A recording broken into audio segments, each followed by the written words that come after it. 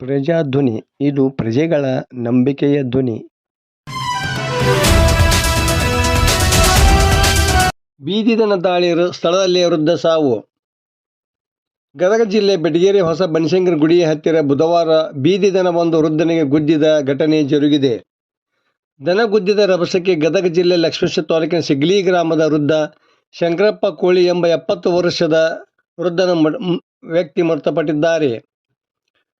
ವೃದ್ಧ ರಸ್ತೆಯಲ್ಲಿ ನಡೆದು ಹೋಗುವಾಗ ಏಕಾಏಕಿ ದನ ಗುದ್ದಿದ್ದರಿಂದ ಅವರು ಕೆಳಗೆ ಬಿದ್ದು ತೀವ್ರ ಗಾಯಗೊಂಡರು. ಕೂಡಲೇ ಸ್ಥಳೀಯರು 108 ಆಂಬ್ಯುಲೆನ್ಸ್ಗೆ ಕರೆ ಮಾಡಿದರು. ಆದರೆ 1.5 ಗಂಟೆ ಆದರೂ ಸ್ಥಳಕ್ಕೆ ಬಾರದ ಆಂಬ್ಯುಲೆನ್ಸ್ನಿಂದಾಗಿ ಸೂಕ್ತ ಸಮಯದಲ್ಲಿ ಚಿಕಿತ್ಸೆ ದೊರೆಯದೆ ವೃದ್ಧ ಸಾವನ್ನಪ್ಪಿದ್ದಾನೆ. ಇದರಿಂದ ರೊಚ್ಚಿಗೆದ್ದ ಸಾರ್ವಜನಿಕರು ರಸ್ತೆ ತಡೆ ನಡೆಸಿ ಪ್ರತಿಭಟನೆ ಮುಂದಾದರು. ಕೂಡಲೇ ಬೀದಿ ದನಗಳನ್ನು ಸ್ಥಳಾಂತರಿಸುವಂತೆ ಒತ್ತಾಯಿಸಿದರಲ್ಲದೆ ಮೃತ ವೃದ್ಧನ ಕುಟುಂಬಕ್ಕೆ ಸೂಕ್ತ ಪರಿಹಾರ ನೀಡಬೇಕೆಂದು ಒತ್ತಾಯಿಸಿದರು. ವರದಿ ನಾಗರಾಜ ಹಣಿಗೆ, ಪ್ರಜಾಧ್ವನಿ, ಲಕ್ಷ್ಮೇಶ್ವರ.